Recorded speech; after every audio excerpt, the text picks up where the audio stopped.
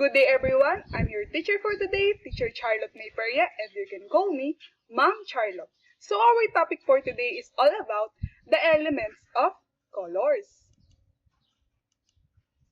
So our objectives for today is, at the end of 45 minutes lesson, the student should be able to give an element of color like hue, value or lightness and darkness of color, intensity or brightness and dullness of a color, make an art and balance their color from vivid to pale color, identify and given an elements of colors. So our topic for today is all about the elements of colors. The value of this lesson is to represent a drawing based on their combination of color in the art. So the material we use is the crayon, the pencil, color wheel, band paper, picture, and flashcards. So we are proceed to our preliminary activities. So I have here our question regarding to our lesson. So what are some objects or shapes that makes true a line? Ano-ano daw ba ang mga objects or shapes na ginagamitan natin ng line? So meron ako ditong halimbawa ng mga objects at shapes na ginagamitan natin ng lines. Number 1 is the triangle. Number 2 is the rectangle. Number 3 is the square. Number 4 is the pentagon. Number 5 is diamond. At marami pang iba. So, iyan yung ginagamitan daw natin ng lines para makabuo tayo ng shapes or objects.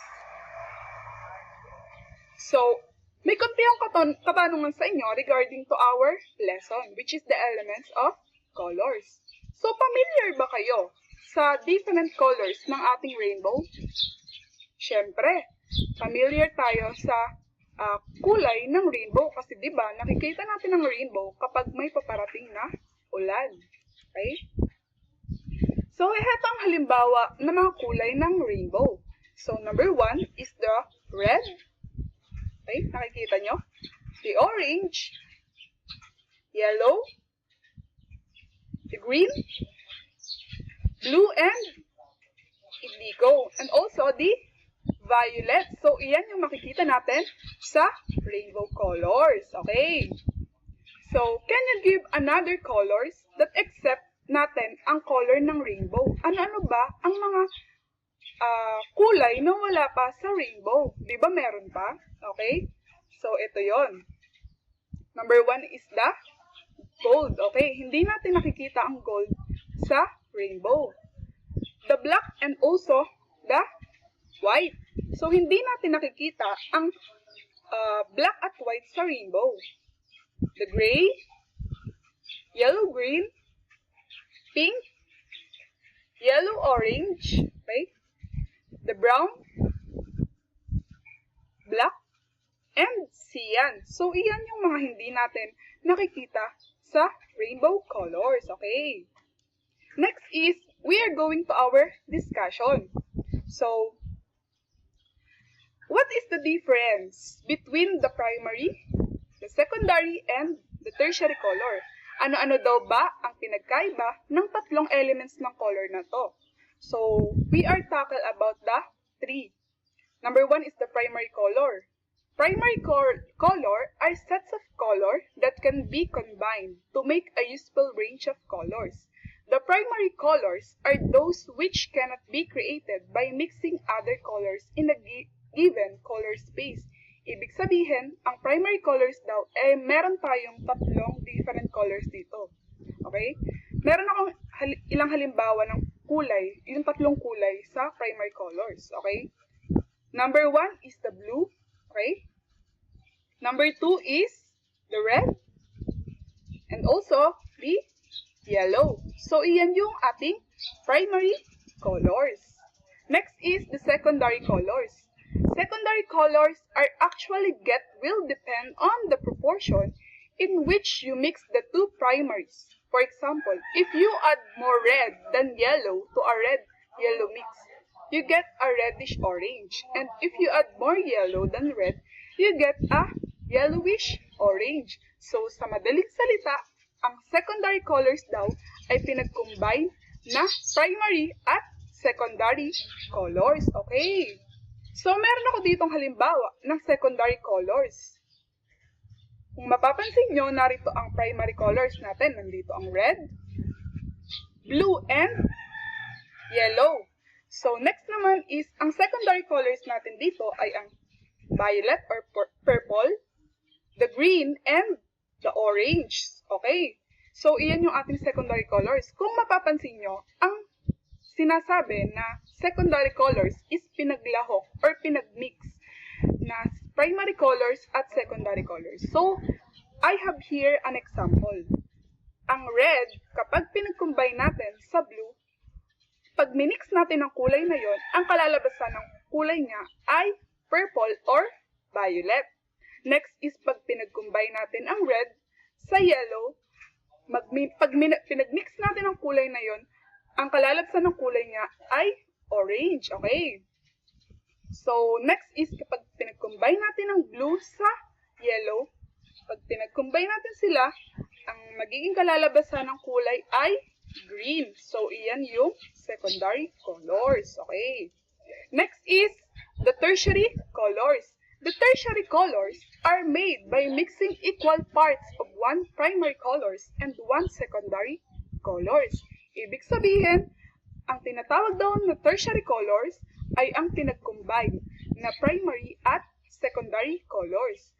So, there are 6 tertiary colors. The yellow-orange, the red-orange, the red-violet, the blue-violet, blue-green, and yellow-green. So, iyan yung ating tertiary colors. Ibig sabihin, kapag pinag-combine natin ang primary at secondary colors, may mabubuo pala ulit na another color, which is iyon yung tinatawag na tertiary colors. So, meron ako ditong example ng mga kulay ng tertiary colors.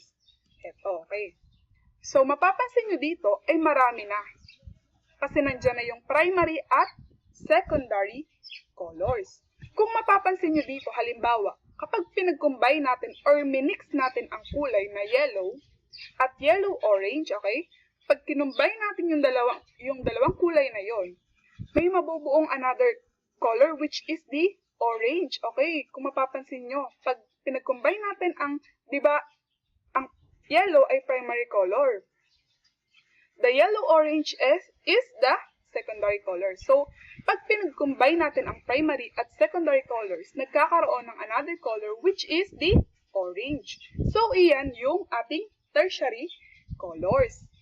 So, next is, we are discuss also the hue, intensity, and value. So, hue, it refers to the dominant color family. Bakit sinabing dominant color family ang hue? So, hue refers to the origin of colors we can see, the primary and also the secondary colors. In primary and secondary colors, we have yellow, orange, red, violet, blue, and green are considered as hues. Kasi, pag pinagsama ang primary at secondary colors natin, tinatawag na siyang hues. Kasi, ang hues pala is color. Ibig sabihin, ang primary at secondary colors is kabilang siya as hues. Then, the tertiary colors is mixed colors where neither color is dominant would also be considered as hues. Dahil ang tertiary colors daw, kapag pinag-mix natin yung tatlong kulay, ay yung dalawang kulay, may magkakaroon ng mixed color which is may another color na ulit tayong magagamit or makikita or bibigyan ng meaning or hindi siya, kabilang din siya as hues, okay? So, ang hues is ito, okay? Kung mapapansin nyo, na-topic na natin ito kanina, the primary colors and also the secondary, and also the tertiary colors. So, pinaglahok siya or pinagmix ang primary sa secondary colors, so tertiary na ang naghalo na sila lahat. Ayan, kung mapapansin nyo. Ayan yung hues. Kasi hues as considered as color or colors. Next is the value or lightness. or darkness of a color. Bakit daw sinabing ang value ay lightness at darkness ng color? Because value is a light color is called tint. For example, a pink is a tint of red. A dark color is called shade. The forest green is shade of green. Okay. So, kung may example ako dito, kumbaga, ito yung tinatawag na value. Ang red daw, kapag daw minix natin ang red sa white, nagkakaroon siya ng another color which is light lang ang magiging kalalabasan, which is pink, okay? Pink lang yung kalalabasan ng kulay natin. Ayan yung sinasabing value of colors. Dark ay dullness or darkness of a color, pinagsamang darkness at lightness ng color. Kaya nagkaroon ng another color which is light lang. Next is the intensity or brightness and dullness of a color. So intensity is also called a chroma or saturation. It is a brightness or dullness of a color. A color as we see it on the color wheel is at full intensity bright. We can mix it with gray, black, or white. It becomes dull. Colors also lose intensity when mixed with their complement, the opposite color on the wheel. Ibig sabihin daw, ang intensity is a brightness at dullness of a color daw. Okay. So, meron ako ditong halimbawa ng intensity. Pag daw pinag-combine natin ng blue sa yellow, okay? Pag pinag-combine natin ng blue sa yellow, ang kalalabasan ng kulay is green. Okay. Iyan yung sinasabing darkness at dullness. Ibig sabihin, may dark tayong ihahalo at may dull tayong ihahalo na kulay. Pag pinag-mix natin, magkakaroon ng intensity color or another color. Ayun yung ibig sabihin ng intensity color. So, tapos na tayo sa discussion.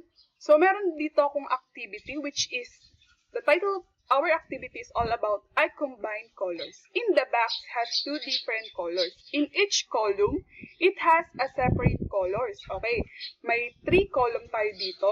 In this 3 column, we have first color. In first color, merong iba't ibang kulay. And the second color, may iba't iba rin siyang kulay. Then the combination of color, which for example, white and black, pinag-mix natin siya. Anong magiging kalalabasan ng kulay na yun? So, yun yung sinasabi na combination or yung tinakil natin kanina. Much better na may dala tayong crayons para ma-apply natin yung color na yun at makita natin in person. Okay? Next is, meron ako ditong quiz, which is draw 2 kinds of flowers. One flowers put different vivid colors and another flower put a pale color. Ibig sabihin, mag-draw daw kayo ng 2 flowers. In one flowers, bibigyan nyo siya ng kulay or ganda ng pagkakabuo ng color, pinag-combine. Pag vivid color daw, ito yung matingkad. At pag pale color naman, ito yung hindi masyadong matingkad. So, gagawa kayo ng 2 flowers, which is kayo ang magkukulay kung ano yung bagay sa kulay na yun. So, gagamitin nyo ang vivid colors and also the pale colors. Okay. Next is, may assignment tayo. So, essay siya, 10 points. What are the importance to have an insight about the substance of color in making an art? So, ano daw ba ang importansya ng magkaroon tayo ng insight about sa substance ng color, which is, pag gumawa tayo ng colors, ano daw ba ang mabibigyan natin ng kulay? So, bakit daw mahalaga na magkaroon tayo ng color or ganda or insight para makagawa tayo ng isang art? Diba? Okay? So, thanks for listening. Okay, again, I'm your teacher for today, Teacher Charlotte Mayperia, and you can call me Mom Charlotte. See you! Goodbye!